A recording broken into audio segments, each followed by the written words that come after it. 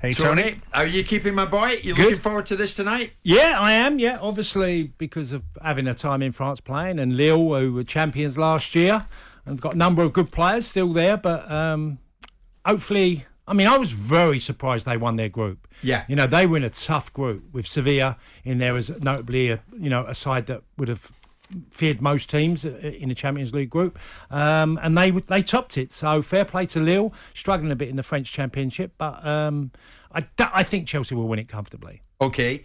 What about Romelu Lukaku? We were talking about this yesterday, Simon, were we not? We were.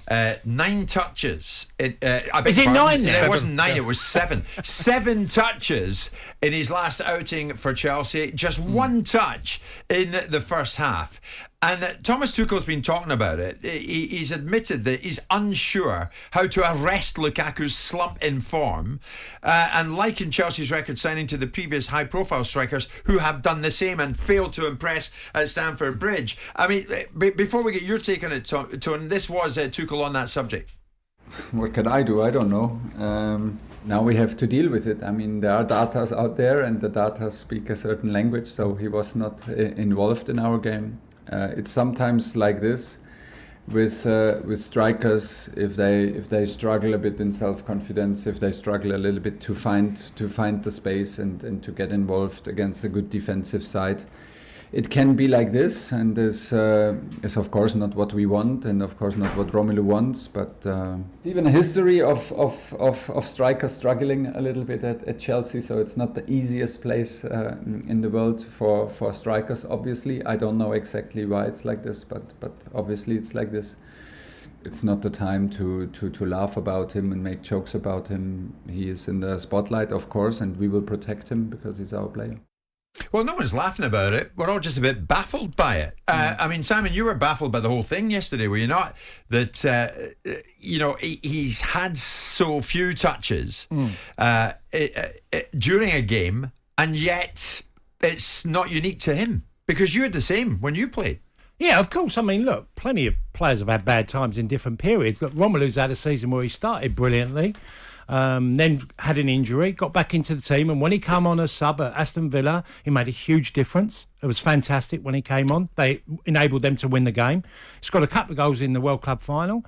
But the performance on the weekend at Palace was... I can't believe you've touched the ball 7 times. That's really hard to do. Actually, so minimum touches. So few times. So few times. It's very hard to do. You know, obviously 1 being the kick-off and 2 in the first half. My gut feeling is Romelu really knows, and this happens a lot in football, my manager don't fancy me. I really feel that about Romelu. That Tuchel doesn't fancy I don't Lukaku. think Tuchel... What, long term? Well, the way he spoke there with what can I do? Well, you're the coach. You're the manager. That's your first primary call. If someone's struggling, big him up, talk about how great he's done in many games. And yes, he's having a different period, but make him feel like he's wanted. Yes. What can I do? I find that the strangest response from a manager come coach. Well, absolutely. And that's why it stood out a mile for us to highlight this yesterday, Tony, as we did, that he had so few touches during a 90-minute match, and he lasted the entire match. Yeah. 1 in the first half, 6 in the second half. It's just mind-boggling. It's like I said, I was thinking about this late last night and thinking, look, I've played badly, and plenty of times I've played some bad games. But, not touching the ball 7 times is like, did you really not want the ball? Because, I mean, Chris Sutton done a piece in the paper today talking about he was hiding. I wouldn't go that far. I think that's... only he would know. What I do know is that performance resembled nothing of what Lukaku's about. Right. And yes, you could blame systems and styles that affect him because he's lost his fullbacks or wingbacks. But you're pointing the finger at Tuchel. I can't believe Tuchel says he doesn't know what to do about it. You need to know. Tony's right. I mean, someone's got to carry the can for it, Simon. Wasn't there a very similar touch map for Harry Kane when Tottenham played Palace earlier on in the season? Yeah. And this exact same argument was being made about how few touches, and I don't think it was too much dissimilar from Harry Kane in the first half or for the entire game. Isn't it about the way Palace set up? So they put a holding midfield player in front of a position to be able to deny someone a supply? Or is it simply that Romelu Lukaku is off form? I mean, he's in the World Club Championship scoring goals. there is an element of, if you take into context what both of us looked to listen to what Tuchel said, and both of us sort of raised our eyebrows, because there is an element of what can I do? But we didn't hear the actual question. No. So we don't know what he said, what can I do too? Yeah. So it sounds a very strange thing to do. Now, there is an element of maybe there's a bit of reap what you sow, Romelu. You criticise the formation of the team, you criticise your manager in an interview, and maybe there's a cooling and a thawing of that relationship, which is incumbent upon you, Romelu, to get back. Oh, absolutely. I'm not denying that, like I touched on, it's actually hard to do, not touch the ball and try and make an impact in a game. The one thing I'd say, Simon, on this, and you mentioned the stats of Harry Kane and the numbers, Chelsea, I think, had 65% possession. So that makes, surely if you've got 65% possession, you'll think he's going to have more touches than 7. Yeah. That's really, if it was, look, they had 30% possession, Chelsea. You could say, well, look, they just couldn't get out. Palace were dominating the ball. He wasn't getting enough of it and didn't make himself available to get touches. So I find it a very strange circumstance. Look, and like I said, I mean, he had the shot that came out and Ziyech scored, which was disallowed. Yeah. So he was involved in a goal incident that, if it had been allowed, would have been an assist. So, I mean, Chris Sutton alludes to the fact that he's hiding. You're a centre forward. Chris Sutton was a centre forward. I've seen players like Christian Benteke hiding because they can't get in the game. Is he hiding? I think it's too quick to jump on that bandwagon, Simon. I think if I saw performances like that more than once, I don't think Romelu's hitting games. He's had some very poor games for Chelsea, but he's also had some outstanding ones. I'm really looking forward to seeing the lineup tonight. Yeah. You'll get an answer tonight of how much Thomas Tuchel is thinking about his centre forward. Right. Because they're playing. It's an important game. It's a Champions League game. Yeah. First leg at Stamford Bridge. If he's left out tonight, Thomas Tuchel is totally going to make him a scapegoat. Do you think he'll start tonight because it's Lille? I really don't know. And he's got more than a chance of touching the ball more than once in the first half. Jim, I have no idea what will be the lineup tonight, especially in the forward areas. Look, there's a number of players. Timo Werner's had a very strange time since he joined Chelsea. Another big signing. He looks like he's going to miss everything that's put in front of him.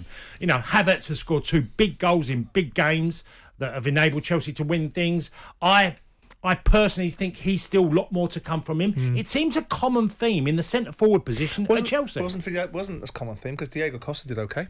Yeah, we're going back a bit. Who's he referencing then? Is he referencing Torres? You could go. The ones who've done badly. Sarri didn't fancy Morata. Yeah, Morata, again, that was a possession-based team. Morata's style come into question a lot about possession. That was the main goal. Look, Jorginho hogs the ball in midfield and very rarely goes forward. He's not a creative midfielder, but they have...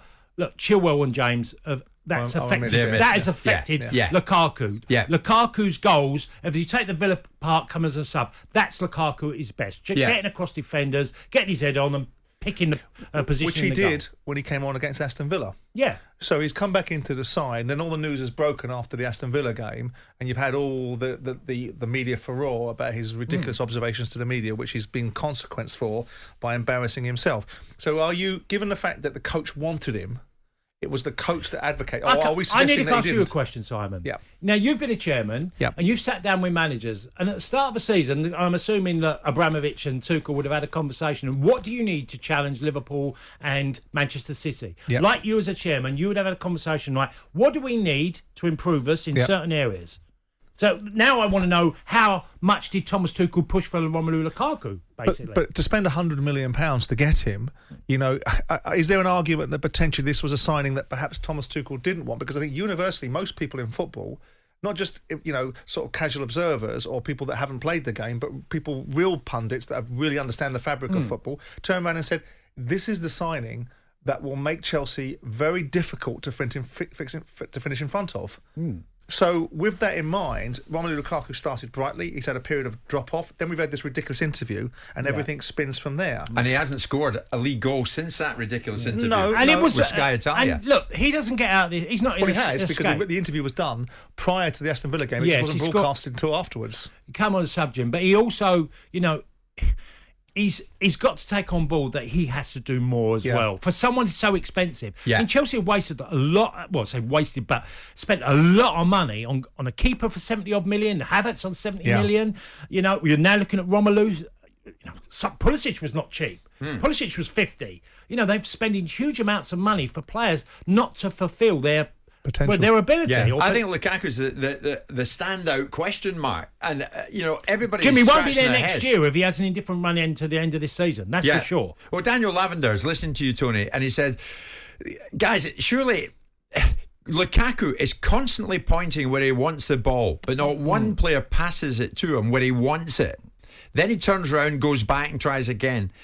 Is that the case? Well, I look, there are styles that don't help you, and he likes to be on the shoulder of a defender, getting the other side of him and using his incredible strength and a decent amount of speed. He's good at that, and he's good at getting across people. Chelsea are not a crossing team. They do like to come back inside a lot, which affects him. Maybe he's just going, why am I going to run in there when I know it's not going to come?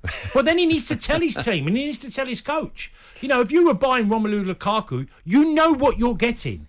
You've got to give him the service. Inter Milan got him to get 30-odd goals last season. Yes. Okay, different league. But if he needs to tell his coach what's the best way to get an outcome from then him, there's a problem. Then there's a problem, isn't there? Because the coach I will know. see it. But Thomas Tuchel, has got to find a solution, Simon. And I honestly, I'm doing the game tonight. If he's left out, that's telling you that really Thomas Tuchel really doesn't fancy. What's your hunch, Tony? I think he'll be. Well, if you're going on last weekend's performance, you'll be very concerned about a Champions League game at Stamford Bridge, and your forward doesn't look like he's playing any part in the game. You would probably be thinking, I'm going to leave him out tonight. Yeah, but this is Chelsea. This is the best club in the world. They don't have problems. Well, they do, but they also have a lot of winning success at their football club. They won a huge amount of trophies. Sure. It's live in talkSPORT 2 tonight, and you'll hear the dulcet tones of Mr. Tony Cascarino in co-commentary for Chelsea against Lille. Jim White and Simon Jordan. Monday to Friday mornings from 10 on AM, on DAB, via the talkSPORT app and on your smart speaker. talkSPORT.